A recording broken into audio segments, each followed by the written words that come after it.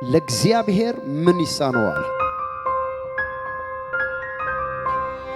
እግዚአብሔር ሰው ጸለየልኝ፣ መንፈሱ ጮሆ ወጣ።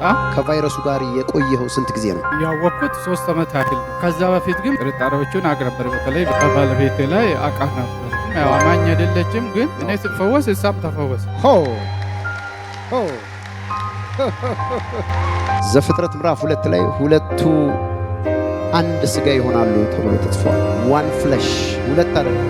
እሱ ሲፈወስ ዘሞመንት እዚህ አልመጣችም፣ ግን ባለችበት ቦታ ፈውስ ተቀበለች።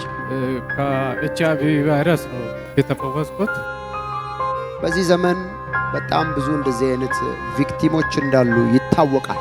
ኤችአይቪ ጉንፋን አይደለም፣ ገዳይ በሽታ። ሄዴት ታያለኝ በ3ኛ ቀን በራሴ ላይ አወቅኩ እንደተፈወስኩኝ። በ9ኛ ቀን ሄጄ ነው የታየሁት።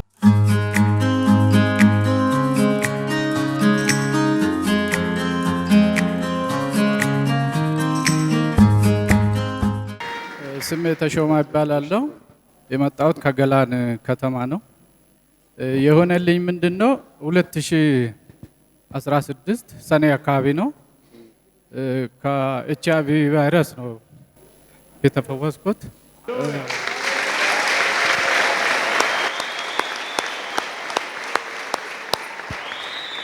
ከዛ በፊት ከ2016 ሰኔ አካባቢ ነው። ከዛ በፊት ለ3 ዓመት ያህል አውቆ ነበር እና ያው ሁኔታዎች ከዛ በፊትም ያስታውቃሉ በእኔ ላይ የተወሰነ አቋሜ እንትን እየቀነሰ እና የሆነ ጊዜ ሄድኩኝ ደፍሬ። ያው ሲታይ ሁኔታው እንደጠበቅኩት ሆነ። ከዛ በኋላ ቻናል ላይ ነበር እዚህ ግንቦት ውስጥ ነውና ግንቦት ውስጥ መጥቼ እዚህ ጌስት ሃውስ አንድ ለአንድ ጸሎት ፕሮግራም ገባሁኝ። ከዛ በኋላ ግንቦት 29 28 አካባቢ ይመስለኛል 2016 እና እግዚአብሔር ሰው ጸለየልኝ፣ መንፈሱ ጮሆ ወጣ። የተጸለየበት ጨው ሰጠኝ እግዚአብሔር ሰው። ለ7 ቀን ውሃ እየነከርክ አንዳንድ ብርጭቆ ጠጣለኝ እና ከሳምንት በኋላ ሄደህ ታያለኝ። እንደውም ሳምንትም አልቆየሁም እና በ3ኛ ቀን በራሴ ላይ አወቅኩ እንደተፈወስኩኝ። ምክንያቱም ጠዋት በ3ኛ ቀን ጠዋት ሲነሳ ምንድነው ልጆቼ ምንድነው ሰውነት ይወፈረ ያሉኝ እና እኔም ሳየው ሁኔታዎች ሲቀየሩ አይ በቃ መፈወሴን አወቅኩ በ3ኛ ቀን ማለት ነው።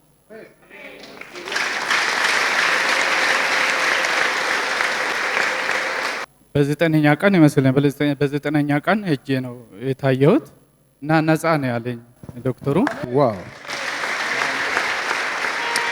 ለጌታ ከፍ ያለ ክብርና እልልታ ስጡ ፕሊዝ።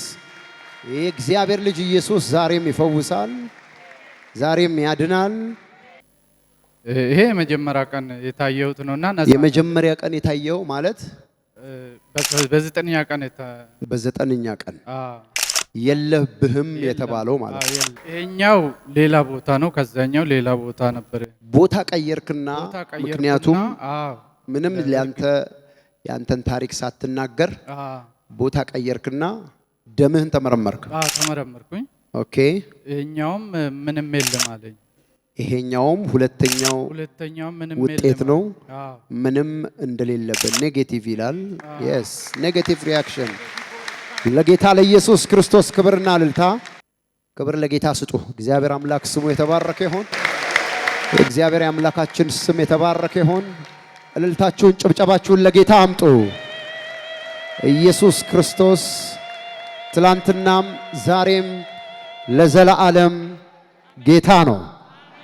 አንድ ሰው አሜን ይበል፣ አሜን ይበል። ከዚህ በላይ በዚህ ዘመን በጣም ብዙ እንደዚህ አይነት ቪክቲሞች እንዳሉ ይታወቃል። ኤችአይቪ ጉንፋን አይደለም፣ ገዳይ በሽታ ነው። ምልክቶቹም በደንብ ይታወቃሉ። የወንድማችን ሰውነቱ ሙሉ ለሙሉ አልቆ እንደነበረ በጣም ብዙ ምልክቶችን እንዳየ ከዛም ሄዶ የኤችአይቪ ህመምተኛ እንደሆነ ተነግሮት ከተጸለየለት በኋላ ግን ፈጽሞ ነፃ ሆነዋል። ኢየሱስ ክርስቶስ ይባረክ። ለስንት ጊዜ ያህል ነው የኤችአይቪ ቫይረስ አንተ ውስጥ እንዳለ አውቀህ ከቫይረሱ ጋር የቆየኸው ስንት ጊዜ ነው? ማለት ያወቅኩት 3 ዓመት ያህል ነው። ያን ከማወቅህ 3 ዓመት በፊት 3 ዓመት በፊት አውቀሃል? አዎ። ከዛ በፊት ግን ምን ያህል እንደሆነ አላውቀውም። ግን አንተ ያወቅከው ጥርጣሬዎቹ አሉ። ያው በኔ ላይ ጥርጣሬዎቹን አቅርበር በተለይ በባለቤቴ ላይ አቃ ነበር እና ጠራጠር ነበር። በባለቤት ላይ ታይ ነበር? አዎ። አለች እሷ? አሁን እዚህ የለችም። ያው አማኝ አይደለችም። ግን እኔ ስፈወስ እሷም ተፈወሰች። ሆ ሆ ለጌታ ከፍ ያለ ክብርና እልልታ ጭብጨባ። the name above all name Jesus።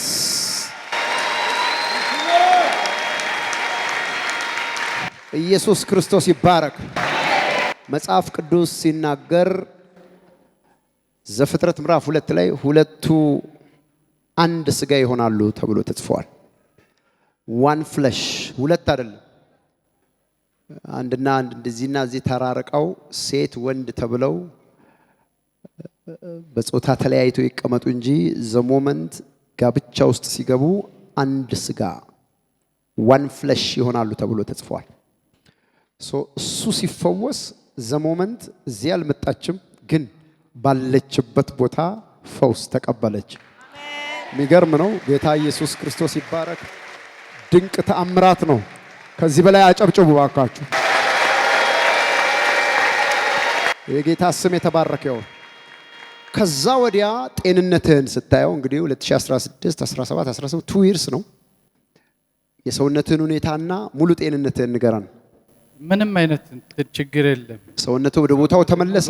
ሙሉ ነው ሰውነት። ልጆች ሁሉ ተገርመዋል። እነሱ ለነገሩ በ9ኛው ቀን የተገረሙት። አዎ ህፃናት ናቸውና ፊት ይወፍራሉ።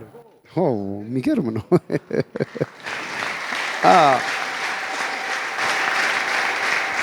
ቪወርስ ኦል ኦቨር ዘ ወርልድ በመላው ዓለም ሆናችሁ ፕሮግራም የምታዩ የተሞኘን እንዳይመስላችሁ። ወንድሜ በ3ኛው ቀን ሰውነት ይሞላ። ለእግዚአብሔር ምን ይሳነዋል? እግዚአብሔር ኤልሻዳይ ነው፣ ሁሉን ይችላል ካልን በ3ኛው ቀን አይደለም በ3ኛው ሰዓት ሰውነቱ ወፈረ ቢባል እኔ አምናለሁ። የእናንተን አላቅም። በ3ኛው ደቂቃም ወፈረ ቢሉኝ እኔ አምናለሁ። ለጌታ ከፍ ያለ እልልታ ጭብጨባ። Our God is a God of miracle። አምላካችን የተአምራት አምላክ ነው። ከዚህ በላይ እልልታና ጭብጨባ ስጡ። ኢየሱስ ክርስቶስ ይባረክ። እጆቻችሁን ወደዚህ ሰው ዘርጉ። ቃል አወጣለሁ በኢየሱስ ስም ፈውስ ጸና። ዘር ማንዘርህ ከዚህ በኋላ በዚህ በሽታ አይታመምም። ይሄን በሽታ ከዘር ካንተ ላይ ከዘር ላይ ነቅያለሁ። አሜን። በኢየሱስ ስም ፈውስህ ጸና። አሜን። እግዚአብሔር አምላክ ይባርክ። ተባረክ። ያጨበጨባችሁ ሸኞት።